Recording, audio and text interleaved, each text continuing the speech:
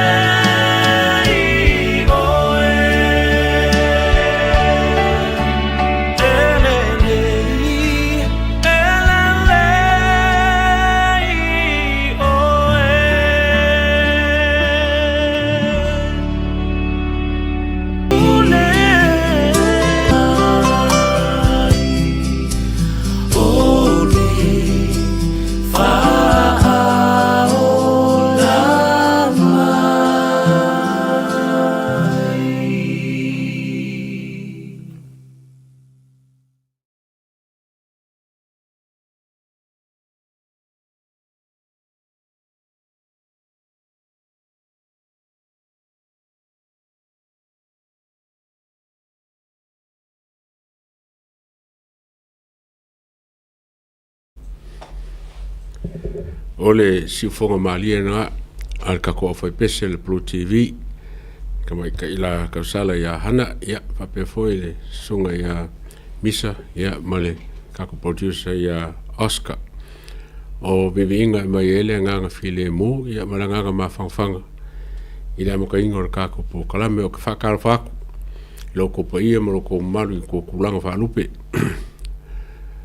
ia ya inga mo la ko kama ia fa pe foi kama mo la ko ainga ia mese ngo fuka pua o kinga ma ko ma kama ma ko i mo lawa mok lo fa inga mai mo mai ngai kai mi or ka ko por kalame ia ngo fa inga la fa kalo ia mese foi ko pa ia fa malo ia fa mo mai ka ko por kalame ia fa fila ia le malo la ko ia le nga fia fai ngo ko fa kasimringi I kula le aso ka ko ke karkalongo le kiki ele o awaia asiaka onga olo ia mafuanga kau I fala la la inga ala mulium le wala ole ko skasio kinga ma ko fa fingi ia ole fai inga ka ko fa kasima asiaka ile so ngafi ia ma se foi linga yaso ia skemi luma ia on ka ko fere ile ma fa akole ma va se lua ia marca ko proclama pe masangai o kele loa pe nga fa loa fa lo kele ako ia le kulanga ka ko proclama le wo nge le wo manga ka mbaile ele pule foi ia male pule ngor ka ko Blue TV wa le wa ku la lo la sokafua la songafua male so lua ia male so coffee e kolua so vai so e fai ama ka kul vai so ngai longo kaya ele se ka ku pokala mo kaya o ngole wa makale e fa kulanga fo le wa ile ka ko compagnie ya me je for ka ku pokala mo ka kaya on ka ko fa kasimela ile le so coffee ya o ngole le ka ku pokala mo la so le im sa lo ka fe ngai fo le so le wala ngai ke le ngai pokala mo ngai fe le so le a ko kau ke maka umai lava ia a mese ke le fo kai mi ora solele ia press conference al palmia ia so mai foi mo le uso ia kapuala ia usalo lava ma ko foi nga faʻasoa le lei I mo le ka ko au mai mo ia ma le mese foi la langlango o ka ko pokala mo mangelo ka foi langlango ka ko foi nga malo o le usalo nga fisa mo me scarfa ngo fo il vala ole ko le kama fo ia pole sunga fa fenga ia Willy Papu ole kalesia sofiko ko e fokai por ko kas inga wa maliule ku marole le so ka nga salo ngi ka au po le afor kasi ba beau ia nga maliwai ia oskasio kai longa a mase o marosi o kai ngei lango ingo o me Samoa mase for kua ia ngisio o sangi fo sa a wai ko kele fo la ku I kausango mo kele o kai ia kele fo inga lango marosi ia ne sunga fo ia Willy Papu ia malelako e kalesia o Willy Papu ke mankua o pising simo muanga fa ngi usila ia so ia o la funge o puingo o ka fa puponga mas fanga sa walau dela o ke poel ka ngu mai o Willy Papu mai le America ingo ka ngu mai I sila mal malai valele ya mese o saunga sa fa nga so ako I fakasa ku I Mount Roscoe ya fa so solo ko la vai I la ko fa fifia fo sa fai o se malanga ese le alo ia mal manga ia ngo mai ka winga nga kai mi foi ia poia kanga ia kai minga foka o mai la vai ia camera funga e langua e ka adjust me fa penga ia ai o ke mai ka winga le ko kelo ole kale sia foi nga vai kai mi sa kai salo so kai ia sa nga vai kai mi foi ia o foi ngeo o male o lingosi skinga ia o la konga sa la ko sangia le kangu mai fo o Willy Papu mai America sa fa kalim la valele sa ko sa komu ia mai mala valele o lo me sa fa ia sanginga o ke man ko le ala ke fenga sa fa ma o so anti a paisi ia ma o sanga ka mai pisinga leo ke mangkua le ai so skai miala ke vai ile sunga fo fa fenga ia ke mangkua le ke pe po ngaro ko inga o sa fa ia ka nga kai ai o la nga ia memory sole o ka ngo mai male malvanga fo yo le o ka kua le am ka ngor fo ka kua sunga fa fenga ia wi papu ngi silo yo kilangi ia se fa solo mai lava se o mai nei kai o ka ko po kala me ngi ia afiafi o nga fisa sa kam fai mo so ka inga ma fiola ia pika inga fa ko ese mai foi ma mai langa text foi fa la mai o ngi se fo nga wole kal fe ngai mor ka mi nga fi asa amai langa ia foi mo ku po se kulanga foi le fa sawa kulanga mo ia o marang ka ia ka mi nge ka wenga sa ngi mai ia le foi e vai a coisa ele kalia mai langa ke fongi mal so blink sa fa mo e mo se avango a mo lo le vango fiola pa fa pe ke mo mai ia e ka mi ke sa o lunga yo ka a makalor ka ko fa kanwanga malo sunga ai a fa pe sa le mo wanga kusia le ale alfenga ia le ale mo wanga kusia le ale fongo fa vai al malonga ave ya fia me e ka ye wa o fenge wa vese ia mal fongo fa vai al kufanga o salo es lepia o kilo ye ma va kusinga vai ngale kikiole o kusile le wo mo wangi ya sa ma sa uia ya fiola fenge ye sa confirm mai ai le ni tinga le saro lo ba ko on mai ya fiola ne ke salo on malang ke fongi ai ke salo si sa pe ya ai le ai la foi ka ko le va ngalo kusi le lenga sa u ka ko manga foi ka kusi ma sa u confirm mai pe mo il kusi le wa e mo ele se fa le con mo il kusi ai por aso finga na kusa merkusi o le vaenga le feka wa kor kusi ngal pakala faka wo ila o ko o ka upu o fai unga malo irikike il filfilinga ya vema e vai mka kai fongo so fakasi o ngalo la ile o nga o le fange ko mo nga fo le o kusi yong pa ia fo ma kulanga fa penga ai o pakala fa lu la e fai lu mal fa le la feka wo ko o falau i loa falau ke le inga ai lo fina ngalo i lo le talia ina o filfilinga e vei lau a fionga ma tata i fono so fatasi ma le fionga ia fiola i o sua lole mo le fono fa vai i lo tufanga o manino ai lo fina ngalo o lea e la asia ai le isi la sanga il tulafono ma e langolango ina le fina ngalo o le isi vaenga fa wa langolango ina finga no isi vaenga fa pufai mo le fina window la o to mau pe tai on no to inga le malo ia awone to alia le fanga soronga officer fono fa vai ai ma se ai vaenga tupe o tau ona fa mo tuina mo vaenga tupe o le tasi o le on milionga ma le Barcelona milionga se Barcelona wafe wa uma ona ta penda le malo wa tula i mai ai fainga fa vai mata ia lafo e lima te inai ne fa tino ina por kalame mai tu malo uma ai wa mai ta wina lo te malo fa tu ese in finangalo malo o leala o failo atuai o filfilia nei le fionga ia fiola yo sua lole e a vea mta tai fono o komiti fono fa vai lo tufanga ma o fa se ese la wa fionga mal to finga tai fono so fa tasi wa mana ia el mtanga luenga lo finga lo fa lia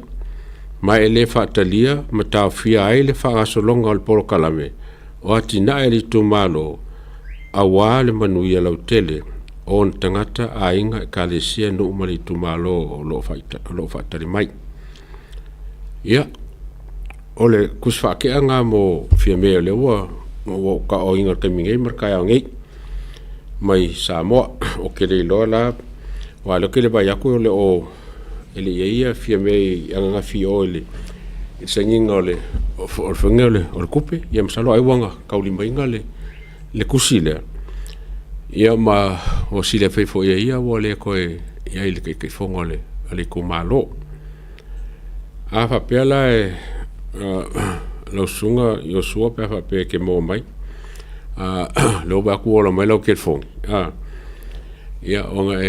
so kai mele ile link nga ba ku ngei di le banga o sal por kar fa nga ba ko ile link ke pa nga join mai on ka ko mo le sa vo ka ki kalongai ole fongo le fa nga fi ma se fo ile le sengingo le milionga varse la wafe I kumalo e faso mal balu I kumalo nga sa la ko mawale le ngole nga fi mal famuyanga le e kolu kumalo ele famuyanga ma la lo ka fia la ko polokeki o si umu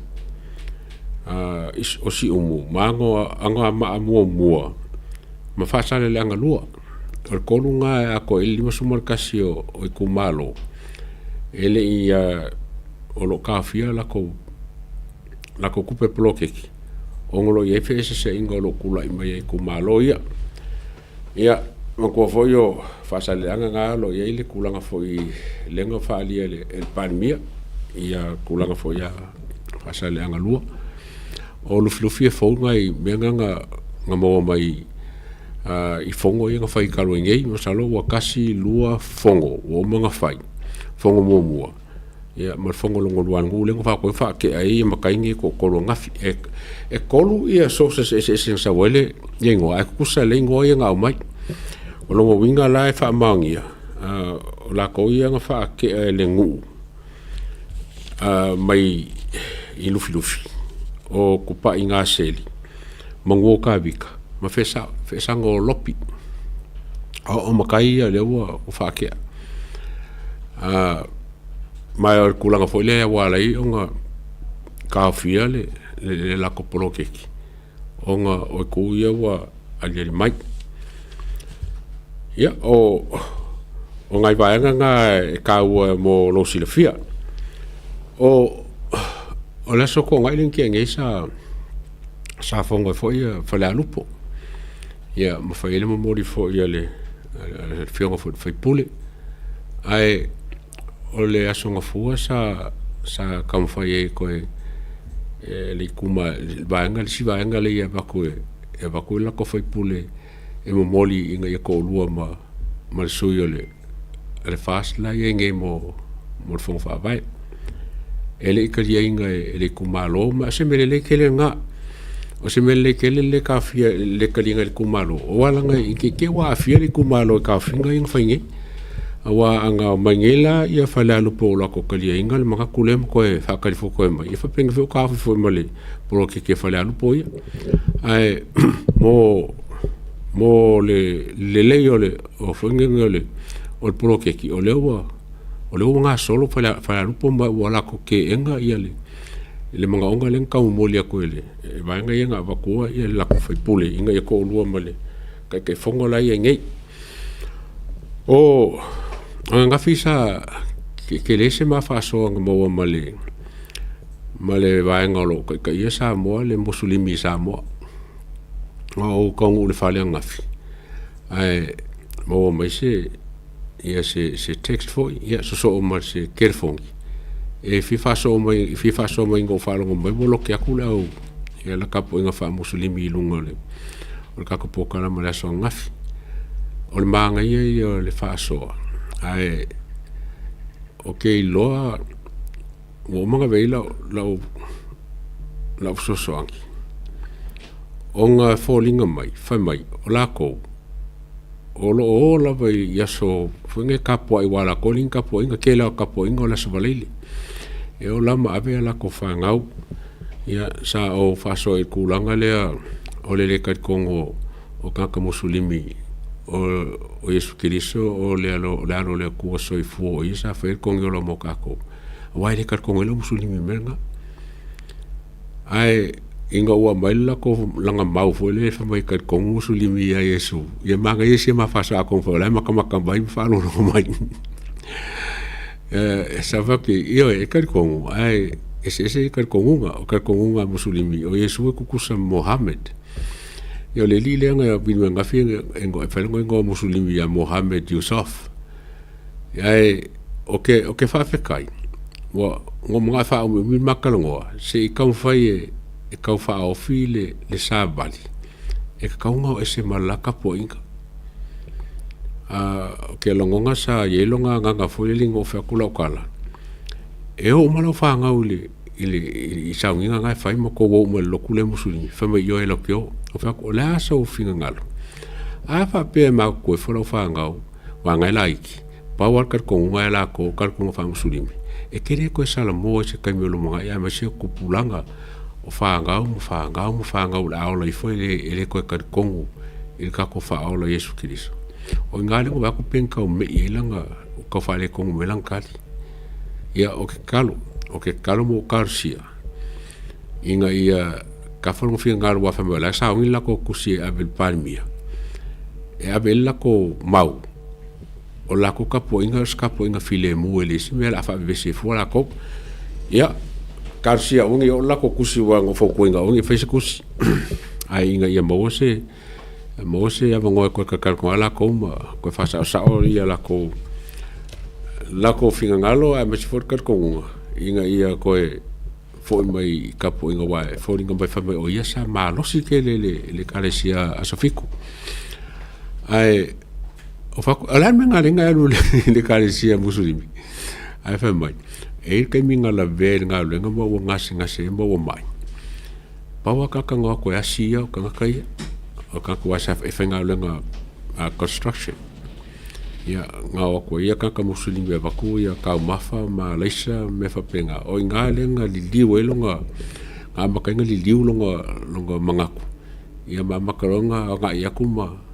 ma awelo isa nga ngi musulimi se yo nga musulimi mo se furka usanga le ngi ya o nga ikaranga o ka ko update o ka po kala ma nga fi wai o le saka ko ka ngoya ka ku fale ai vidi musulimi ai o ka finga le sia ingo le si video nga sa ko ngore group o le ka Samoa musulimi foi msalo ngo foi fafo o nga fo sa fo sia nga ia kama TikTok ile la ko foi ka ko nga e lo nga ko foi le fa pe ba si ka ko ngi me fa TikTok po wa eling TikTok o la ko live nga fa mai o ka mo linga me la ko mau ya o sia inga o ka ko fia o sia inga fai ka dia la koma la ko kar ko nga ngi sia inga wala ngai e makai o nga se e le vai al fa nga ya ma se fongi so ka ko e vai ma mai un fa vai akua wo ka po inga yongo o nga ngi so kar ko e fongi e kai o kusum ka ko e fa nga ka ko fa ke siango e kule ka ko le ka ko fa muslim o vai nga le sa o anga ia ngafi o la so lo small fico o februari o la kai ka ko fa nga paroka le ke ba ko sa fa ka mo mai singango ai le la vali mo la va se kala foi e fa nga paroka ia ma fa singonga le ya fa la lili ele mo se kala po fewa o fa ele kulanga le o lo fa ka per fa unga fa singonga ya me se ngisio o mo mau ai le kula mai o le mo kula va la solo fiku ia sa fa kala va ia ma fa sale le anga lua o lo ke va ku le lua ka ku malo fa kalongo le sungi o funge o fiola mai loko fanga ile ke fongo o funge o fonfa va loko fanga ia masunga ya lio fa kamolam o la wanga le e fai makako sui fa o ai o la wo ready kai mi ia le lo le fio mai masu mai i lungo ka ko po kalama lio ka ba funga o la mai lo mori ia o nga ka ko mo ele sa vongo fo i fai on ka ko on kako faʻasoa. I ngisi ka upua saungia foi whakalunga o kou. Ai, mo ngisi o whangi o si umu ma ngā maa lewa o lunga waanga leia. I ken kao sa whainga runga le mukanga runga le official lawyer sili. Lewa mai ka waku o whamawai. O kele mamalama le me waling whamawai ken kao. E makoi fo i ken kao. Sa palai le kulanga whangi o leo komisinga o leo. Ia ai li whaia le whanganga le whainga pāroko ni kengei. Ia ai ngā whai inga loa ia le HRPP ia koe pull out langa application. Ia le whai la ua kula i mai le loia sili. Whai wha kulanga ngā fōu. Masalo fsui inga umangei o le mafua mai ai le whamawanga lea. Wale whanonga ku ingisi o kala le ua mai. E whai mangisi o mafau whamawai mai le ofisa lea loia sili. Ia kia uia. E leo se whawhikau di kele le whamawai o i ken kā ua langai. E li whape o le wanga loia. Ia a kongo fo o meia sa ka o le mako kampangi ia so e mo legal advisors. O loia fo ia e li alu le court. Ia ma loia sa o kere sa ko experience. Ia sa whaonga kampangi ma whai goinga la ko legal advisors. Ia kongo long kulanga ngai kongo le whanganga le mukanga renga loia sili. O ngai le ia se whamsingo ngoma kula ia i ken kao. O lang whamawai fo ila o se me lei wango mawanga le saunganga fo e loia sili. E kele ia loia laiki. E fia manga e whaonga ma o au. Inga ia mafai o ngā avea la ko mangi loia lei. E a makamaini la ko ngā lunga i kongo lo official loia sili. Ia ole ka ua nga. Ele ngakala inga ia kuwa vangoa i ngisi o loia o lo laiki ma makafoi o nga i fora la koua ka mai ma lako kaukua. Ai maua wha ma le vangoa. E mwhai inga ma ngisi loia wa leva o nga i kongo le o le kaukua. Salo lau ia wa sifuru ma luosu kausanga. E mwhai o nga i kongo le ofisa le o loia sili. O ngā vea lola ia leo kako makanga luenga leo se makanga luenga i mafai. O ngā ngā solo le kele o maka upu. Lea kau ke kufesiri so ai pe lai mo kua inga fai. A leo o kau mawa ngei le me warenga kua inga kele ngā fai o maka upu nge. O ngā ele kai lava lo ia ale lo ia siri. E mafai ei o ngā faʻasoa ia ele ngā luenga. Ia makufa iei ia ngā luenga mwhai ngā o e fai. Inga ia wawe o ngā ngā solo ia fufuanga ia. O kulanga ngā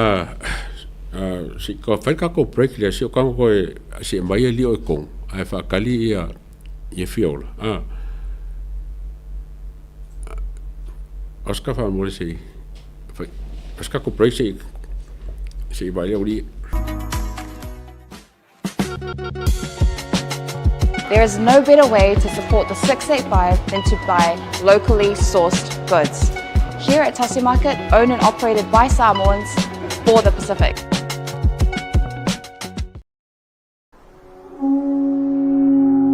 SMI Hardware is proud to be Samoa's leading provider of high-quality steel, metal and roofing solutions. Colours inspired by the heart of Samoa, from the deep blues of our ocean to the warm natural tones of our fala and tapa.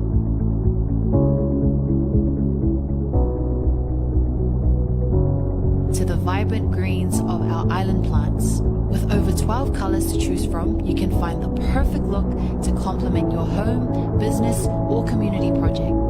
Built to handle the sun, salt and storms with strength you can rely on for years. For durability and for style, SMI Hardware is your #1 choice.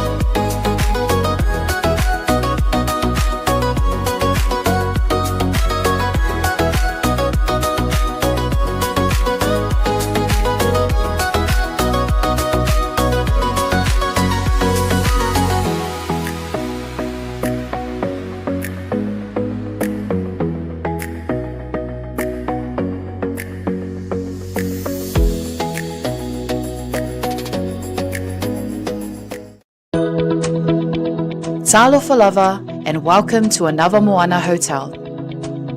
Located in the heart of the Vaitele industrial area in Apia, Anava Moana Hotel is a place where comfort, connection, and genuine Samoan hospitality come together. Whether you are visiting for work, spending time with family, or traveling independently, we are here to make you feel welcome and at home. Our hotel offers a wide selection of spacious and flexible rooms, thoughtfully designed to welcome both family stays and independent travelers. Our single and double rooms feature modern design showers and bathrooms.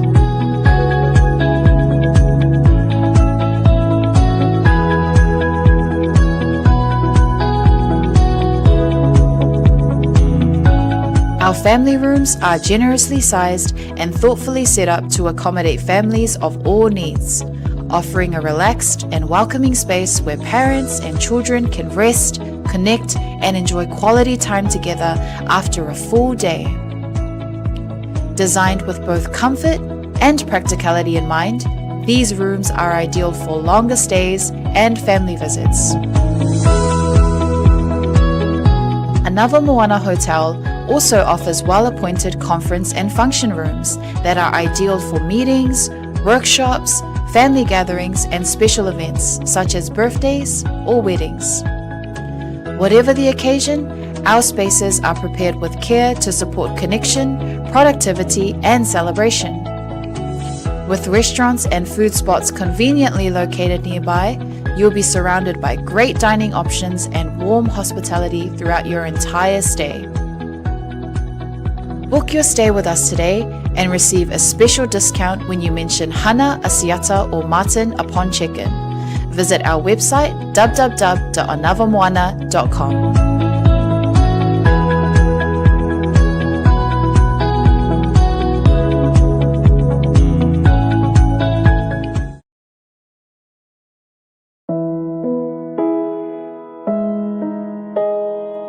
O le Os Pacific Funerals na whaawai le tasi le afe iwa se lau i whae Sydney, whaamauina o le luai o unanga o le whale maliwa Samoa ma le Pasifika, o whaawai i Australia. O lea ma umia sa oloto e tama whanau lawa Samoa. O stilia ma le tolu sanga o lana tautua whaamama avenga mo tātou tangata, o tele langa waa il whaafoina o lau unanga, ma o matua fo ile iloa le tautua. Mātou te mafai lava o na mātou malanga atu I maota malawa so se taimi e whaatala noa ina mta upu uma I ta pena I aile whai ngā malanga, mo le ua wala au I aile atua. E ave sea aile atua tu vale mane le mautonu a inga whaanoa noa, e le a whaina po le hale taimi.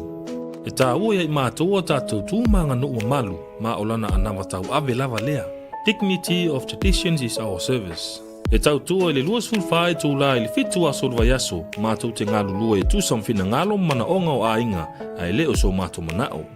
Mo le fia malama atili o na sila mwhai tau malama le ili mātou tu lau whamtalanga le website www.ospacificfunerals.com.au po le telefongi le tutongia, tasi tolu se lau, valu ono, fitu o, le national, o lua fitu lua, fitu wha valu tolu. O le mātou telefoni fia viai, o whaali mo o, tolu tasi wha, iwa lua. Ma fesili mo rata maitai pule, na omi ma sina mua. Mana tua na ile tautua le Os Pacific Funerals Australia, lo whale maliwe le mo moe, ai tautua ina o ile alofa malfa ma avenga.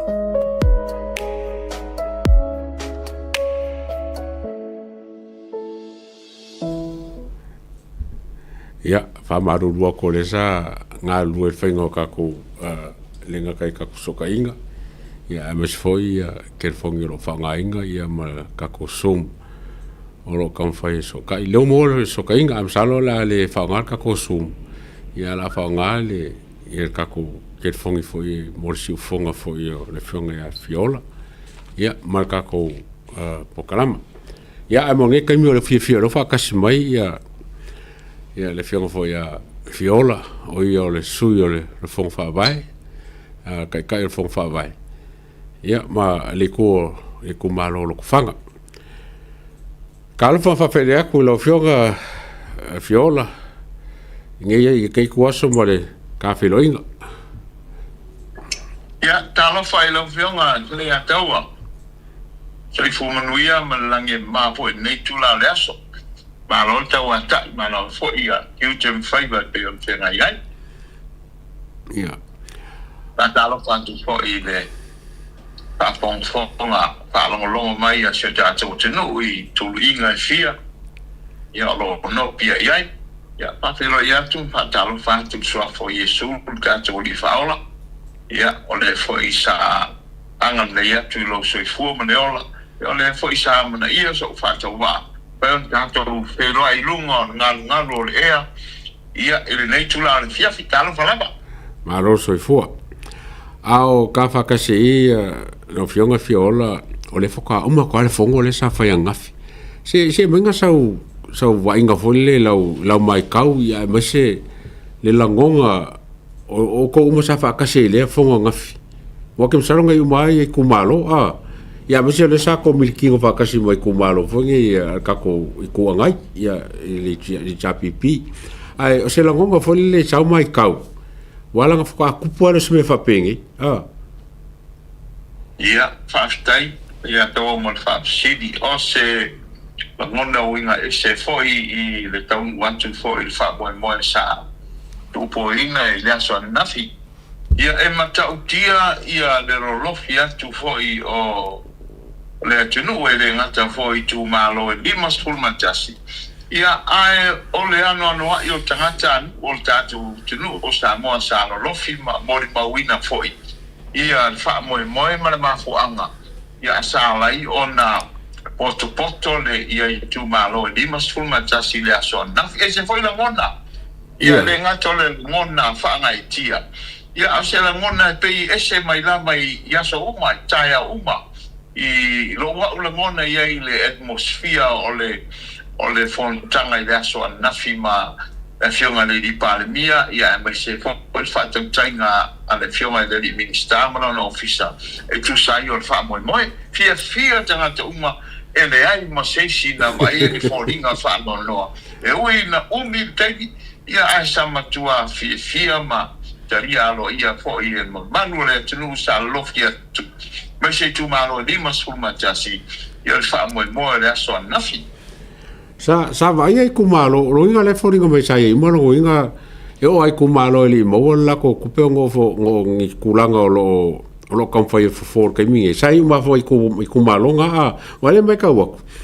e fasu vale kumalo ko kumalo le esi umu ma fasa le anga lua e mangwa ma le ngafi sai umala ko ia kai mi angafi ia saya umalapa na mato felo I manisi o tumalo pe ona tau lunga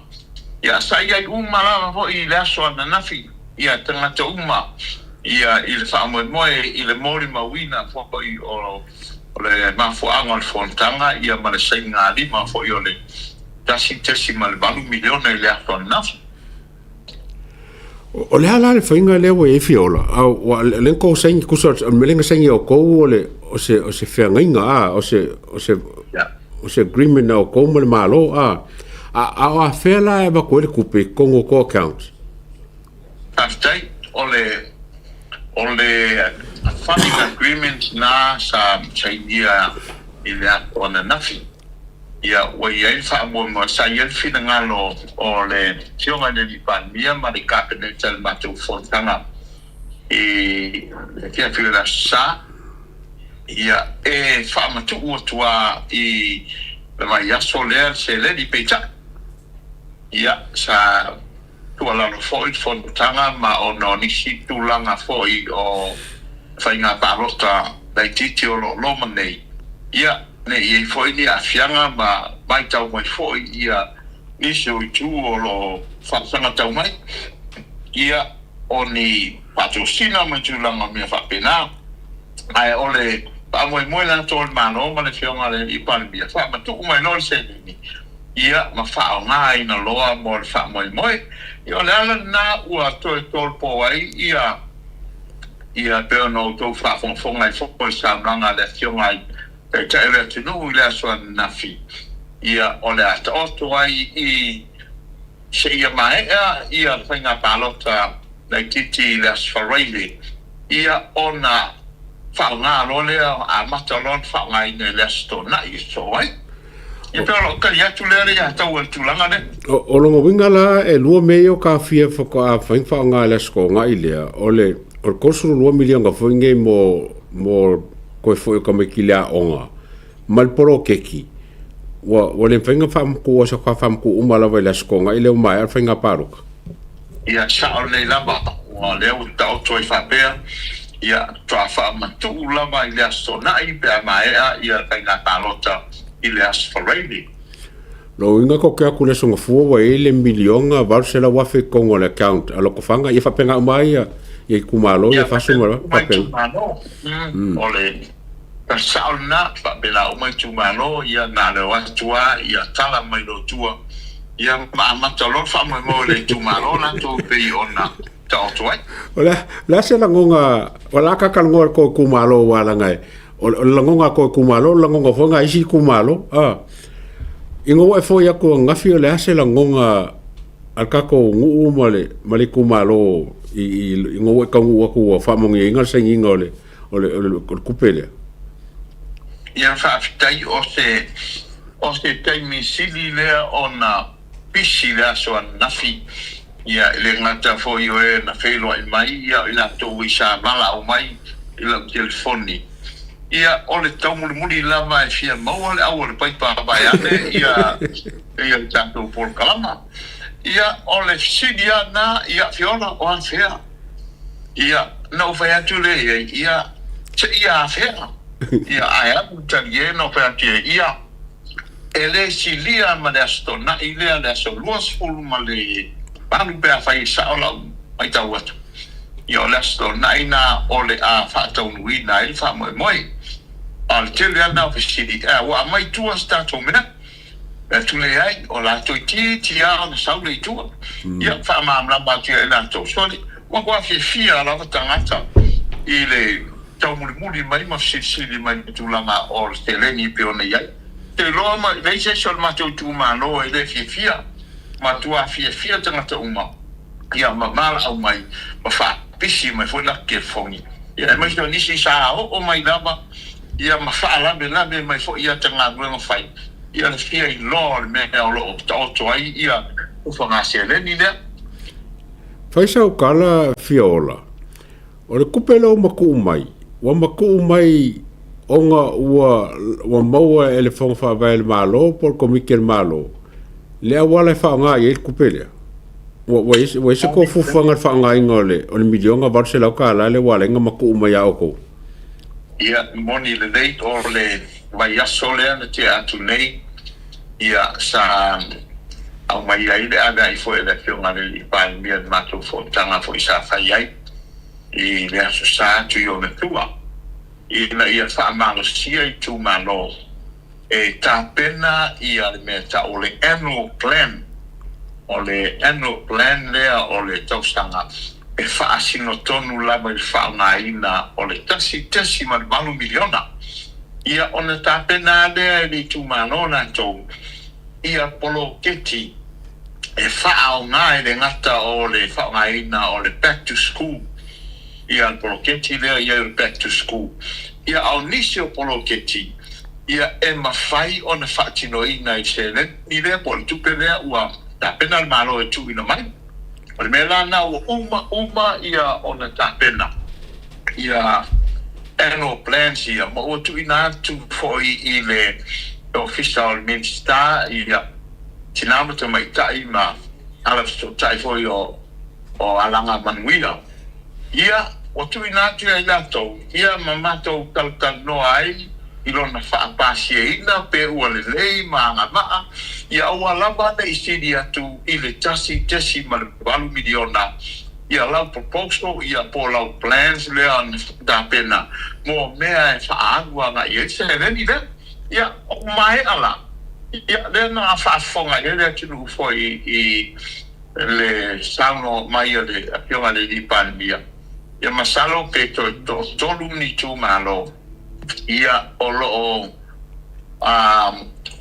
lo tafia ia lato plan sia ia se sor problema pai foi se whātaltanoa ngai nisi tu e leo whaamaliaina. Ia tauna o whaape atu I nisi tu o lo whaatau te e mai ai matau ma tinga e nei le whionga le li pāre mia. Ia e tau a fō ala mea tūlanga o nei whaafita ui o lo tupu mai I nei tū mālo. Ia o lo iai nisi o sui o lo tau tō lua I tūlanga whaatei whono I te tono o poloketi nei ma pokalama nei. Ia a mai a leo te iroe o toino mau. Ia ona o nei mai aso. Ia ona whaapasi alole e le kapeneta ia me hoi ia le official le fionga le minister. Ia lea tūlanga. Fiola, se e kalongo mo polala me fai lau milionga varse lau kala. Marcela wafi. Se ka o mai polala me la fai le milionga Marcela wafi. Ia wana whata oto ia la wau tapenanga o se mātou tū mālo ia o le tele o mea ia o tuina I lunga o le annual plans e se mātou tū mālo. O poloketi e toi revisit. I la ulama observation ma la utilo safai sa unga yo inga mage lamba o te ulfale atuai whaafosei pa te inga I tono a onga whate e tai a onga primary school ia ma whaonga foi de survey a se mātou committee subcommittees ia se isa ibi mai ia ni mana onga mo mia mo le teimi nei emergency needs olo ia teimi nei ia I tono a inga o me umala ia sa survey ia o poloketi sa whatau teie I le tasi le miliona. Peitai, o lau mai tau, o ka le ia tau, ngā o mea le uma mea. Ia, o le ala na o sau whai e lalo vai ane, fo I whafonga ara, sa tātu o tunu. Ia, matususia I lalo, ia poloketi uma ia na whai e lei uma. Masalo po lalo I fo le afa e le uma po le o fo ai I le afa le tele o mea e le o uma le terminei. Whakaikainga fiola ma se whakaikainga. Ia, whaafitai. O le whale o le committee, whale o le nu, whale a onga whaateitai. Ia sa whaamatuku mai ai ia te leni o le poloketi ia. E leo mai fo I terminei. E leo a fia ele nisio a inga matua mo mia le vai ma le tisi. E o mai termine o la ia kai according to my survey e o mai le so o la ia a inga le yo o ia le vai le se tangi vai le fo I se wila pe o me umana sa fai fato pitope lava il tenho uma vai aquele mouse nei. Le ala ma foi ona o no follow ilalo mawai loa ia target areas ia e mafai ona tuina I tono bloketi lea ona o lo manatu o lea nga I mai se taimi o you lai lea e activate ai le 2 miliona no manatu lea o nisi bloketi compulsory project po bloketi tele ia e whaataunuina ma whaatino ina le 2 miliona ai mole terminei tasi ma 1 miliona tele poloketi le ngata poloketi le mai a nisi poloketi tau o tu ia tonu o le annual plans lea e mafai o na whaatino e le tasi ma le 1 miliona o umala o na whaatulanga ia tu ia le paketi se le ni whaangai na I poloketi tasi ia ni ngato poloketi le maea ia ao nisio poloketi foi e le fai mo mua le ole atom fai e mafai ona nga fatia e le seleni le molteni le o ingo susuangi ia o e fiola whaingo nge mea o ke wako I se ke leo lau ngā lunga whai o ingi sing susuangi ia o ia whaftai o tūlanga ne I whaingo fie o ngā o le whaanatinati ma le mana o mia vame o le tūlanga lea o le plans lea sa was very urgent I le saunoanga a le whionga le di palmia mo mātou sai e whono kapeneta ma te whono matua mana o mia vame ai mai tau ria fo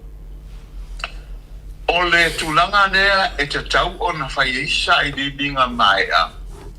Ina ia mafai o na whaata tia sa o ali me te tau na whai mo le taimi. Danga teimi te whai ai ni mea sa o le taimi se, e fo teimi te whai ai ni mea se le taimi sa o. So I tūla ia sa o ti tilo e nā leo, au ina atu le mato early survey. E le tupo mai mea ia. Ina ia maua se background information tautai mana onga ia fito I tonu o sio mato I tumalo I nuu nei I tolu ia ona o walula ia I le aso vane le vaselen te atu nei ia na o waso a toa I to tonu o le si fale ai ngana mo nofo ai whape ai ia fale ai ai o au stamatiti a onga ia aere o lai tau fau ia le plans for ia na ma fata sim se tasi for you so ia ole tau sili ai so kausona tine ia ma ole sa mai e fale nga ma te fale nga tata no ma faʻasoa fo tu langa le wa e fai mo fie was a rush time wa manga mi vambia ia le ala na ia ele ka angel kasila so nga ia wo fo fola fo ile ia le pa mo mal plan ne ia sa ko e tam o no fo mata po check ia so va ai le ia ona tuina to no le ia ao o le rico fista o le a firma le minister maro o fa longo e se fonu limba ia e kaka whainga ruenga fong whaavai, e sao lea? O le whasaonga ruenga lea, o le skulu lima lea whiwhiria. O le au lea al komiti. Al komiti whaafoe fong whaamai, e SMI Hardware to lima tangata whainga ruenga, fo ilalo payroll al malo. O le whaamamaina na tūlanga na, e SMI Hardware ofisa to lima lea. Lanto tonu ia tito I tonu mga ruenga to tonu o le ofisa. Ia al sulu lima lea ia pei o le launau a fono lea e soa lau pule ina ia tūlanga o mata upu I tono fono whaamai ia ma le operation for your fono whaamai vai ane le le fiat e manga ia le whaamanga o le on ka upu lea fiola longo winga o le lima le payroll le al malo e kongi ala kou ia al malo a whawhea isi vai ngai whaingi la ko alaungi ia o sulu lima whiwhiria lea. Ia paua mere o mai eo lea lafi. Olo e tātou tala no lo I me tau siele ni ia o na pupula lo lea ma ati le vai. Ia o le sulu lima lea e maua la tu alauni I masina uma. Ia po se tau I teua uma babe atu ia sautali ia ai pe pase lau le lima se lau le masina ia nai alau nia nai tangata o lo whainga renga sulu lima lea to kino o board members ia o le on whaamai. Sa whake ia oe pe o lewanga kalo e ke fia iai kongo le o le komiki lea kai fongo. Wa le mai ka waku ngalua ko lua ma fia me. E nga whange sa whakupulia so whinga ngalo lo fi sosangi le kumalo inga ya vei oe masake kai fongo ngai apalai le ko finga le ia mo ina mane ya toa sa masalo fa ie toe if I can recall ia le taimi foi sa mato sa valia ya la pe amata mai nasa fa sa ngana mato lo show ia ele o CS ia ranga fa fai mane tai fo ia le bana fa fai ia e wa be mo tanto te kai tu si mai ele atulu ia ma to tala sa fai lungo le ala o sa bandia le atulu il na fo I tai mi mo to na o le a mai fa tu tuanga ia istu yu mo le bana fa fai o le a bia ma le manuia fa na ba lo ta la tu te fa tu taia ia pro keti nei pe a fai e tau nu manuia ia e tūlanga al whainga palota. So le winga la utala, I was not surprised. Ioi, o ke li whaate ia ui le tūlanga. I was expecting it's tupu ma me o le si tu ma na ia le sa o expecting a tupu sa o expecting a foi e manu malol ba na fai o lo la te lunga e o mai te ni o fata no ina me o mai tu sa o me sa tu ina tu le tua sa mo miti ai ba na fai le foi wa ai de tu no o fata luina le tele o man o mai se tini vambe laba tani mai ia e malo ia I mea lo mana mia ma le telo fa ma bianga o masua mai ni temi le titi o tani mai me umalaba no o ina no ulo ai ele tau matia ya utulanga lea o ia e uina au mai fa to fa la inga a wai le fa o fie palmia tio le ni palmia malan ta peneta ia le lau li winga tulanga lea o le faʻasoaina o tautaufono so fatasi ele fai ngofie e lua me tāua titilo ele a whionga al palmia mua ia ele I te il poloketi pei o le tūlanga lea io sa whaelolo la to fifi poloketi o tūlanga le sa tua manoa ia le malo ina ia tauto lua ma isi tautaufono ma sui o le vaenga whaafai sui o le te APP ma le sui o supo ina ia tauto lua I le tūlanga tautaufono ia o le tūlanga na sa mai foi ia pato fala inga matou tu malo ia sa otalia ina ma le nganga foi faftai ma le nganga fifia e uina o loa ia e ia tungalunga ia ai olea ua sawa tungalunga I tulanga e peo tulai mai ai sa o apalai sa o apalai o le tulanga lea o lo bibesi ai ia o teo foi au ia o tangata o wina ia ngai fai nei lava fai mai le to inga excuse it doesn't make sense ia e sel apalai e sel lo tasi o lo fa matala ina tuai o ta tulanga o ta ngata ia tulanga o ta qualifications o onga me pena ina lo uma CV but before my CV nga tetsanga ia sa o tusi alo ia tu iai I le peno le man official minister fa mole o ta ita wa apalaya tu le amanoa fa te fono le mato tu malo ia ole ala na sa filia ia o ile peno le fais fa ta non ia ma o fa mariina na fa ta non ma foi na bea uma ma te fono so fatas ma le fiona sa fa pito o nga o e kali te sitting ko ke sitting ko pa na fa pungo la ku sia nga o manga nga o e kali mo li nga o ngor kelo ni ngefu ia o te foi tala la wa ilunga o penga te failangi ia lenga te foi lea social media tato titilo ia ele tau I lo mango na mea wa e molia la fa longa tu foi paso foi telo teni ia o tu sina ia watu a ku se fa I lo atu ai o la tu wanga ma ia cha o tala ta mai fa lo ku ia no ka kia a ele ia se tu sina tal sanga ia a mea o te fia tal sanga tu I tu langa fa te fono e tu langa na Fiola ese manga yo lo fam kalango vaenga le alanga le ele pe lua ko lua so le lava e kalango mal vaenga le ile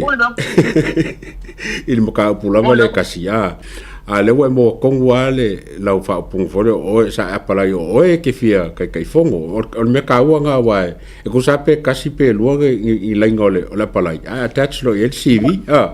ngala mo kongo kwa ese manga yo le o fenga la fofuanga le wai ngai o manga nga fofuanga le ko revisit o polo keki nga fai kalwai le ola ka ngo fa complete ma fa ke ese nga me ye mangi me fo ai nga fo yo la be ma ka ya la fo le ko kilo wala nga ma ko le fo yo le polo keki nga mangi ya yungi le midionga ba sela a le mea kele le kua o le 2 milionga wa ola fofuanga le 2 milionga le pe le se enga lua lava le milionga ba se lau le wa mo ka mingi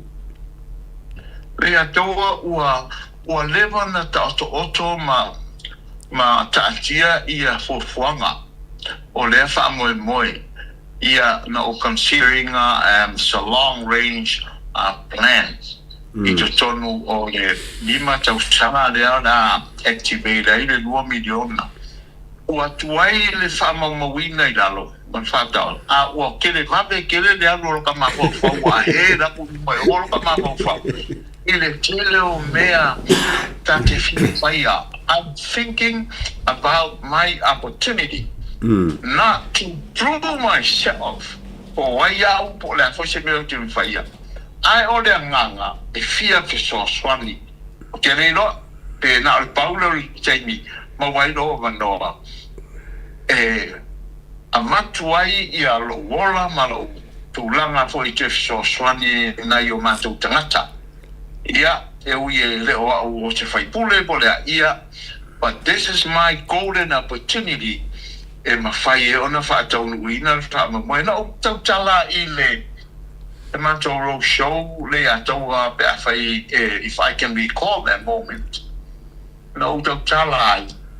i le moi mitinga al tangata le o matini luten ia ele i fa pe fa toa o walu lea i le kainga panota o fa kolu mo walu fa tolu no walu mo fa inga al pampa ku lalu and I had no time to prove myself that I can do something for my own people. Mari. I have no time. And I was wishing ilo tu malo la tau te whaatanga ina le minute e malitaini. E au mai ei se abanoa. Se e whai ei se me mawhai no whai. Peitai. E le whai tu ina mai o tu malo se abanoa even though I was trying my very best. Tau whai ngā pālota ia telo tau sama pei ta ia le ai but i lota ita loto mawalalo ia mano kana nau e whai se me le lei o wa pe ai le amanoa le a tau ia o wa pe ai le amanoa whai e no so swani na yo mato tangata e ala wale mea pa wale mea ia umi la ola Javik. Ia o lau tali atu lea le atau. Ua iai fuafuanga te tele ua whaata oto. Ia tā pena ai mo le 2 miliona fo ina atau. Ia self-state. Ia o na whaata oto le angatonu i tulanga taunta oto ai. Ma whalo na. E se ka ua rau whalonga ku a fiola i lo finga ngalo. O ngā ua lewa ngau se abangoa. I se abangoa ke kau kua ai. Ya ai sa oe papa u ku se fa kolu ngai pa u ai fa ngai ku lunga o la ku fa nga le la wa kauru fa mo ma me se la mo mikinga ma se nga ka inga ya oe inga ye kau ku le ngu le la wa mai le bango fiola o le mo le kala wa fa ke afia me ma fong fa vai o le sa ro ko ro o le se la ngonga ma kulanga o le lo valia le fa ke angi le wa ka ave ko kasi o le fong fa bai ai o se finga ngalo le kumalo o le against le finga malo mo lango le finga ngalo ku le pa o se mele sa kalango inga kongo le kumalo ia o le tu po i matele ia le tal no fo i se tai mi masataya wa sola ia honestly speaking e mato fo I fon kama pa tu malo there was never been a time tala no ai nai ia the opposition le mai le tu ngai e mato lava lo tu fale fa ai tu malo e le se taimi sa matu tal noi nai ia tulanga lea e tai in my own assessment and observations, ia o leo tatou mai tauina e pe o leo a chance tu foi ia se tu la matete foi I leo po male foi sila le tuno ia I le sound foi ma tu lenga foi le fio ma sa papito ia lango ai ia pe tu ngai tu sa o tatou foi te e tu sa o ainga fa bai ale proketi ai o te loa uia ia malo mautino o lo to he mani e pea ia so mato tu malo ioi sa singia foi I te lo temi o mato fontanga ia se tu langa o ia iso mato tu malo ai o le me mana ia sa o mai nei te I ua ta fia forma abele fo ia ai ole o se ngala foi le sa fa dia e le fiona sa fa pitol mato fontanga e le na o e lusi fa mamianga which is o se tu le la o fa no lo e le na lusi fa mamianga ai o la o tiro ma la mai tau ia termine o se mato tu malo na la tu talia no ia le mato tu singa ingoa is just a little number ele italiana ona ia tunga lunga ya tu langa foi le vai ma le sava pito ya po mato foi pule se mato foi pule ai ole overall sa talia lo ia so o la ula le mo mau I mato fontana nei fa ia for ma abele for ia aolo talia le ai nga umo se mato tu malo me sha se mato no le lo to fanga ia to singa mo and I believe olo expected ngata uma mai nga uma ia fa manianga o ta pena malo e tu ida mais e me lo to ma mau ia lo talia tu le ile ya to wa ingi fongkanga nga awai ia sa fa piko nga contribute I se fufuanga o le milionga barcelau afele wa kuma kami wa se kami wa mo fongo ma ba kusanga sanga fa kuanga po sanga aikia e fa le prokekile ia ia la base po kalama sta pat auto mai sa fa pito pa te inga ia e sa no mai fo sa fa pito ia tato wala ia inisi o awala la papa e koloseni so pa inga ti faya ia ia se timing of fact auto mai fo nga fo ia ale fio mai foi pule ia tu so le tu la pa wale o la sa no nga sa tu le mai o se tala mane ia ho ile la fa lo ele manao e to al dia ia le fa manga le to no so pa tu mano o lo winga nga wa ilang fa manga ala vai wala ngai la si sila wa ke vai ko piko ko ke la ko fanga ya wa ba wi mo ka kufu la responda ko la fanga il ka ko pro ke kimale langlong ngolo o lo fionga male komiki ia o pena extra le be no tabo ya tu ma ale fanga tayo na la mona si ufofonga sa o le mato tu malo e se o mato nu le o lo to fanga ai pe o le tu le sa o pa ngoi na va nga le la lo fanga pa o tamato silent voters ta ko pa lo ka mu sa wala tu yo me fai ele manga o ai kalangoa o le winga la utala pe e te le whaalongoina e tala noa i fa te tenga ala i ona le tala noa ai o whaatinoina o langona ia se le samu kua mai ako o ala tau tali to singai molia o a fia o lea foi e tau whetuli mai a i mena o te iai ia o se fianga tele na ia o lea mulovo i nasa au fautua e vai o tau tali se paia vai nge ki o ko pe o mo le ngala ko mele inga ko ba ya o ko nge ki o ko pe o le no na ai talia whaamanuianga. Tātou te iloa e awala se mai whaamanuianga le tua. I so se mea e toi wau I mai le tua whainga ma lo. Ia ma au mai ni whaamanuianga wa le man kātou moe miti ia. Kwa te fia le a tauan matonu. Matonu le nu tele leo matou I lo tufanga e mi se hoina ia. Se fia anga ma bau ma matou ni e kātou fu. E tu sai o le nei whaamoe wale toi mau ai ba lo sa. Eke sina fia a kakalangoa fiola. Wo melo mafafau. Kasi ngele kumalo ele ima se icha pipi kong. Moi dama. E fast uma ya wangale nga sap. Ya sap lava ole lang lava kasi ko kikia o kele man ko si kumalo e fast solo ako. Fast uma ka wai ele fa longo kwa ka ungi HPP po sa pora de HPP kong ka ko kumalo le lo fa. Ia whaafstation mana I o'r sini lea. O le matou tu malo. E whaafstation. E pe fua ia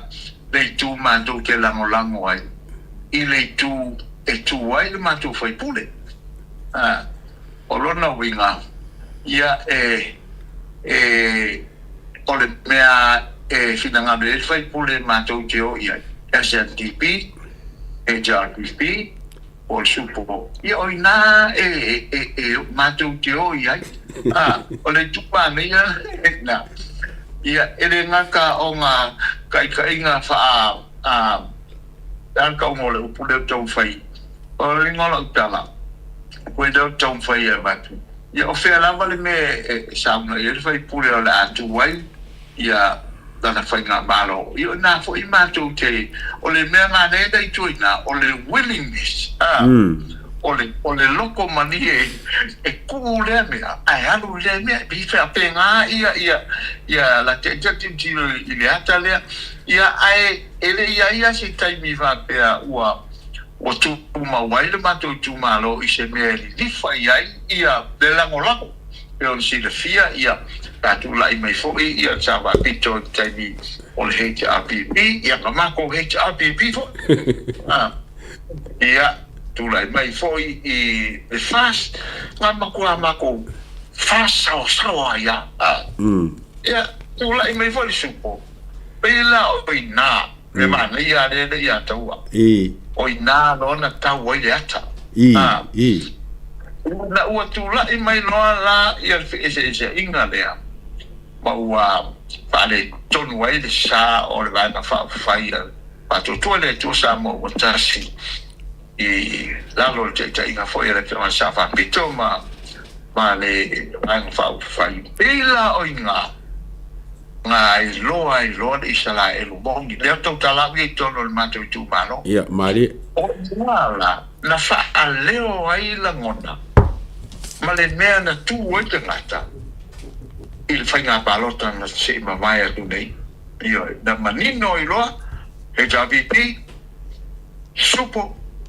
ma le pātua tua I le tua the new fast lea o tūla I mai temi nei ia o le mau ia la ngona o le mau ia la ngona pe o ngā ho I le wai loa I kala ho I le ia wai loa I ngā ngaka te loko hupo le ngaka ea na ea na iai ia I te kilo I la ia I the majority o le matou lola paloka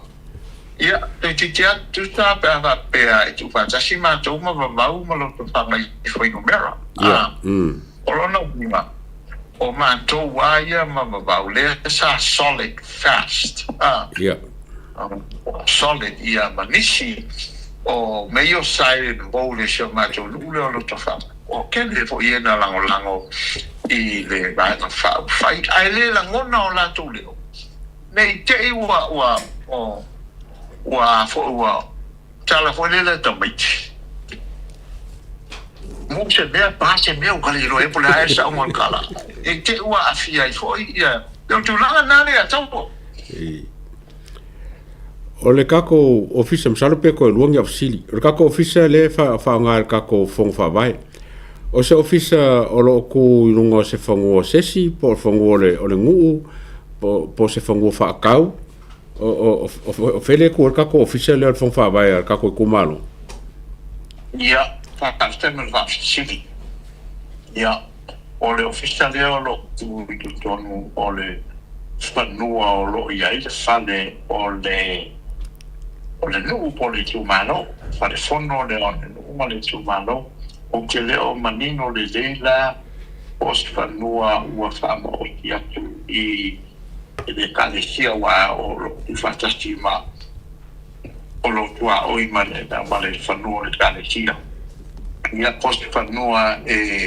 tu tonu le filo anga le ato wa pe no tali to ni tulia o que le o mauti no le o ai tonu lo i lalo fanua le o lo ia le fale o mato fono fa vale i lo fa ia o salo o fai vo ka pokalamba wa mai kele lau fam kalanga le ka filo inga fo nge yaso ia ai masalo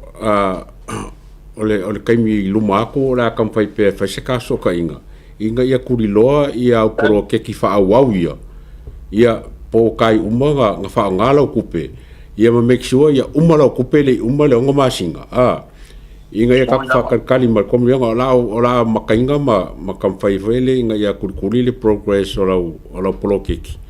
inga ia nga o ia you like ko sa mo le 1 million ko ngor ka ko kya ia fai sau nganga ko kumalo wala nga ele ko mikia wa ko ki felo so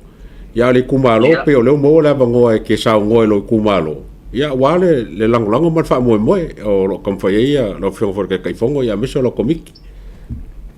pastai le ato mo le no le mai ia mo so mato tu malo ia na sina fa silanga pupu manu mo walo wa no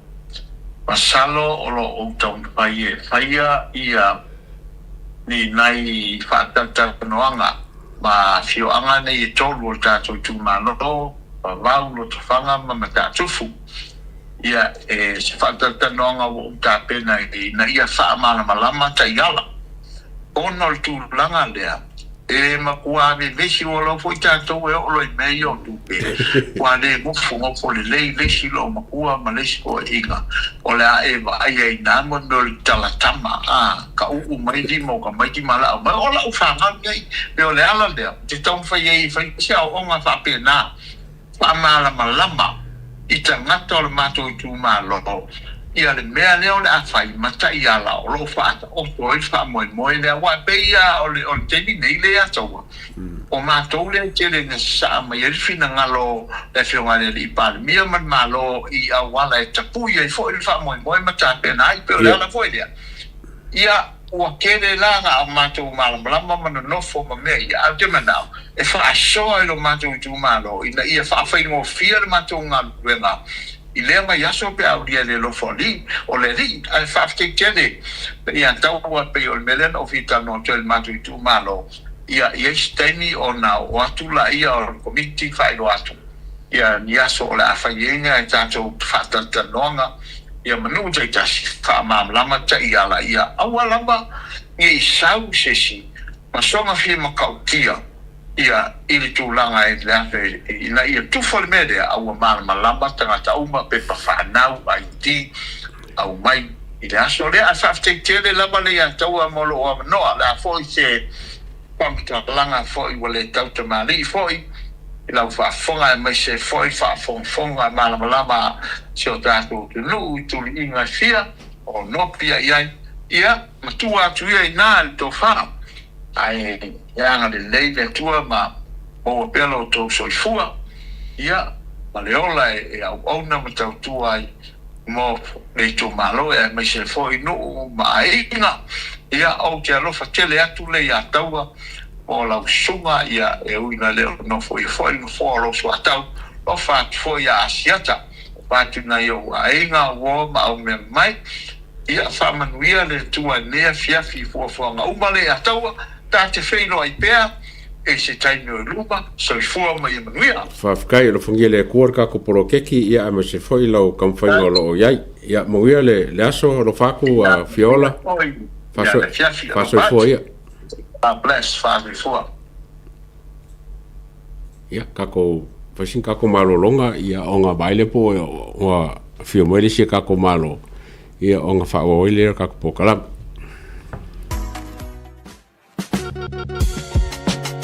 There is no better way to support the 685 than to buy locally sourced goods. Here at Tasi Market, owned and operated by Samoans for the Pacific.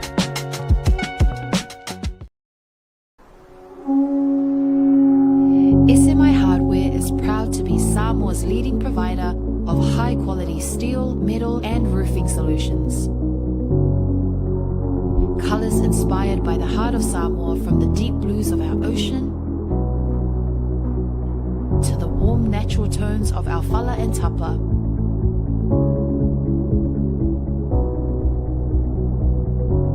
To the vibrant greens of our island plants. With over 12 colours to choose from, you can find the perfect look to complement your home, business or community project. Built to handle the sun, salt and storms with strength you can rely on for years. For durability and for style, SMI Hardware is your number one choice.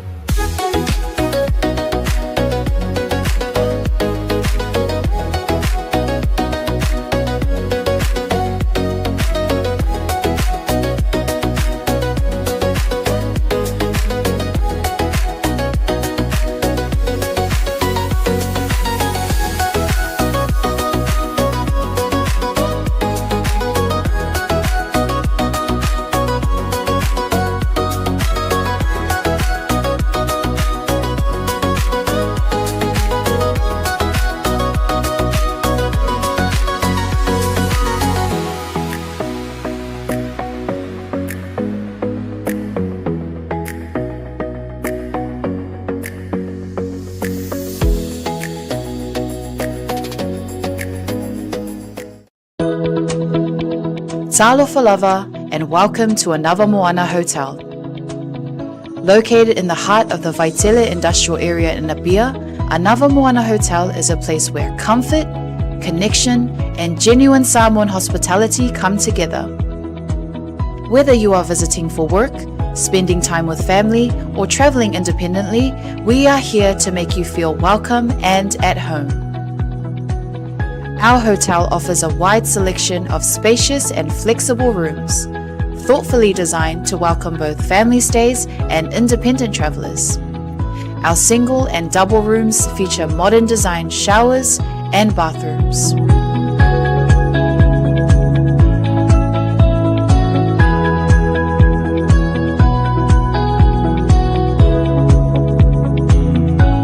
Our family rooms are generously sized and thoughtfully set up to accommodate families of all needs, offering a relaxed and welcoming space where parents and children can rest, connect, and enjoy quality time together after a full day.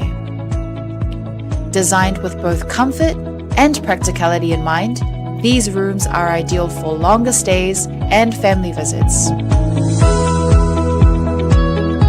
Another Moana hotel also offers well-appointed conference and function rooms that are ideal for meetings, workshops, family gatherings, and special events such as birthdays or weddings.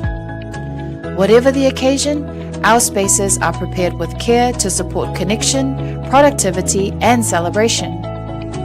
With restaurants and food spots conveniently located nearby, you'll be surrounded by great dining options and warm hospitality throughout your entire stay.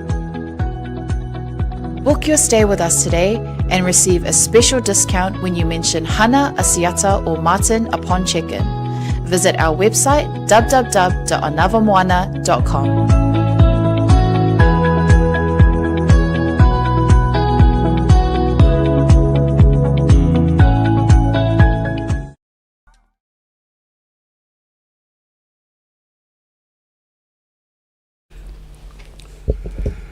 Ia, whamarurua kur kako au mai mo foi mas foi fans al kako Tautai A'e ua mo mai kala ua le fai un whakasi mai ni o ngisi o mafuanga kau le u faso kai mai iskama foi alio ia maru malo ia se wo foi al kako pokalame mo whamaruru mai o le fai nga whakaungu ma whakanuanga ke longa foi wa lava mo koe kako pokalama i whakanuanga mo le fionga ia fiola o le sui kai fongo a fongi a loko fanga o le mela le wa koe foi le malupuenga ia me se foi kako au mai moa mangkua fo kai au le is kako Tautai A'e kai au kau ke marolo uma kai au mas marolo ma Oscar onga o fofuanga kako kampangi wo mo whakulanga e koe in kako pokalama ila solulu ma le asvalele ala skofila ia makfakasi mela i ma kofa foi vai mala ia siaka ia soa kumau e fai akur kako pokala mala skofi ai mo a ulava ia kai miringai wo fia alu le fale ma fai se malo longa o ke fa ko ese akoi malo loko maulalo mai ngai man kau le city mo le ai o fianga ngai o kilangi ia marka ko official Blue Wave TV a ngei mo la so ya Oscar o fai mo ka ko producer o ke fa ko fa so fua il marka ko